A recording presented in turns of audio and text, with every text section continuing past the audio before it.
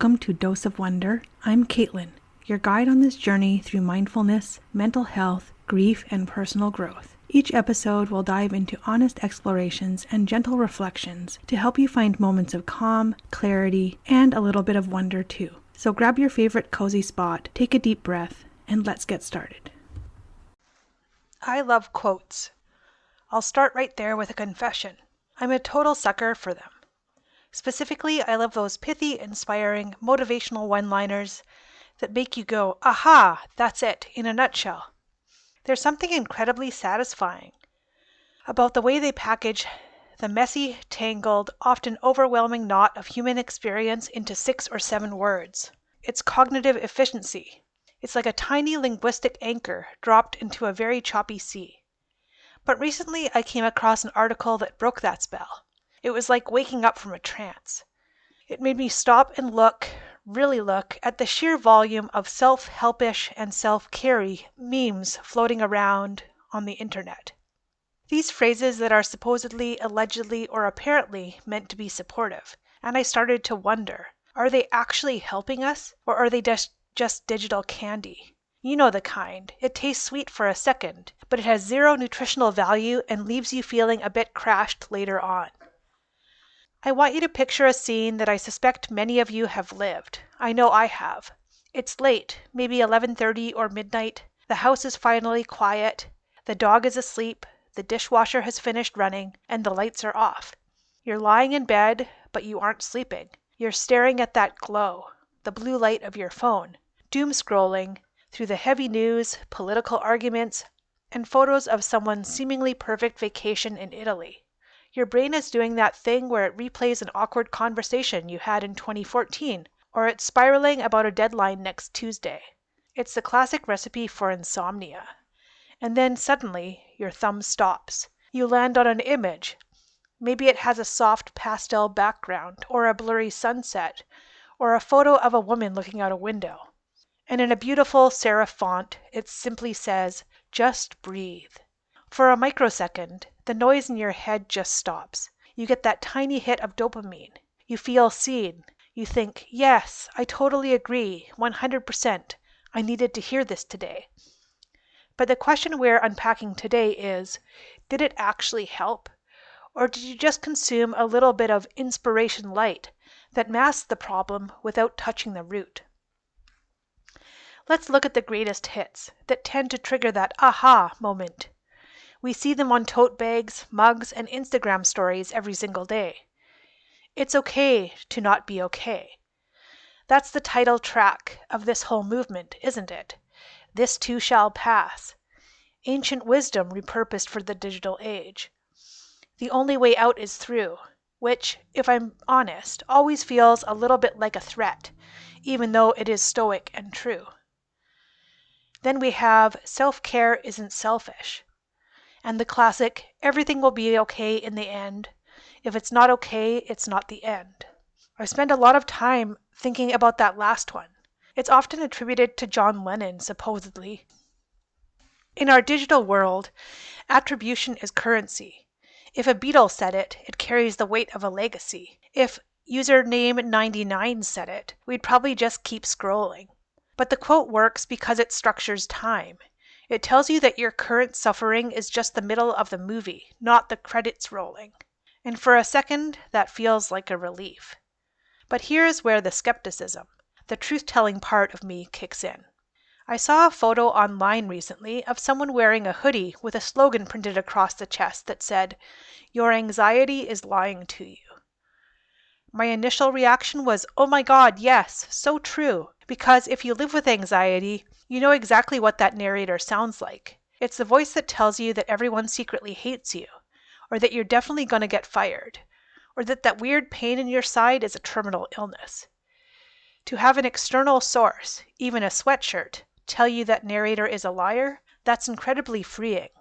It externalizes the enemy. It says, I am not the problem, there is a liar in my house. But then I paused. I started to muse aloud. Is that sweatshirt actually helpful?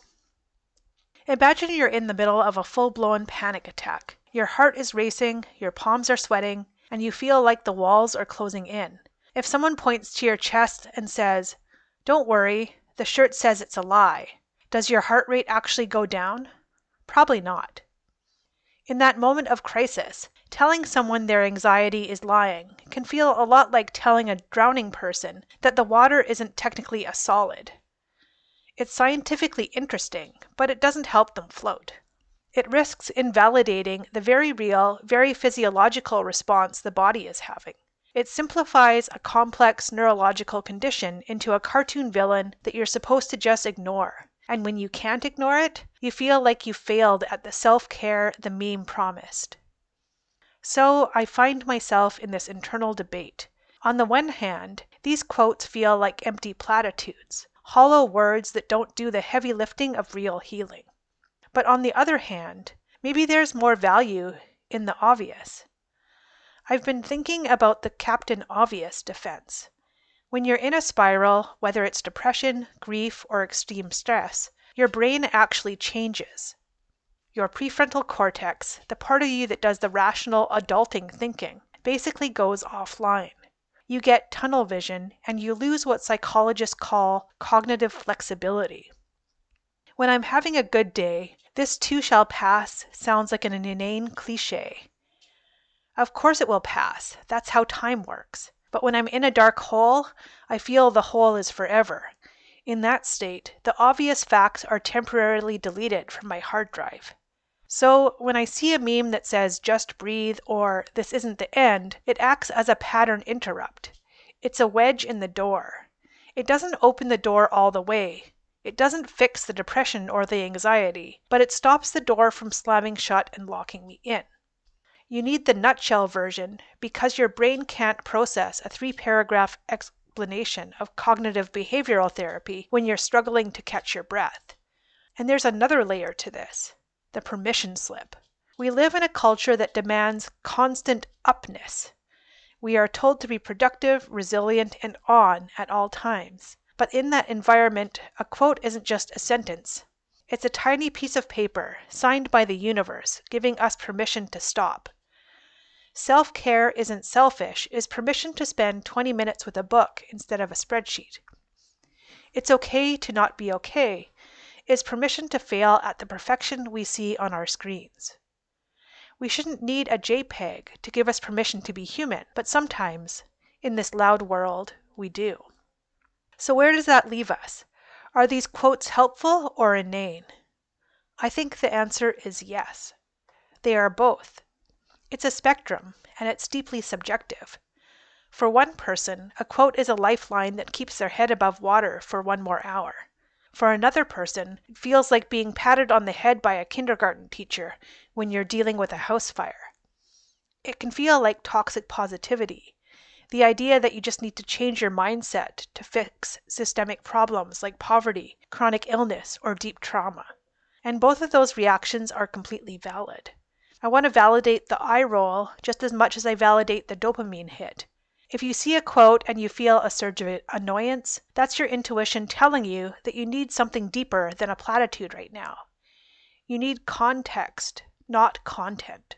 And I want to leave you with a tool for discernment. The next time you're scrolling, whether it's 11:30 at night or in the middle of a busy weekday, and the next time you see one of these nutshell quotes, just notice your reaction. Don't judge it, just notice. If you feel a release in your shoulders, if you feel your breath drop into your belly, if you feel a yes, then take it. Grab the lifeline. Don't let your intellectual side talk you out of a moment of relief just because the source is a cliche. If it works, it works. But if you feel the cringe, if you feel like rolling your eyes at the inanity of it, then just scroll past. It wasn't for you. Or perhaps, more accurately, it wasn't for you today. Maybe the quote that makes you roll your eyes on a Monday morning when you feel strong is exactly the one that will save you on a Thursday evening when you feel like you're falling apart. The quote doesn't change, but we do. And if a cheesy slogan helps you to take one single breath that you wouldn't have taken otherwise, then it isn't empty. It's exactly enough. Next week, I'll be diving back into personal growth with an episode on feeling the fear and doing it anyway. and we'll look at why that shiver of nervousness might actually be a sign of life. Until then, thanks for listening. Don't be too hard on yourself today. And as always, don't forget to live with a dose of wonder.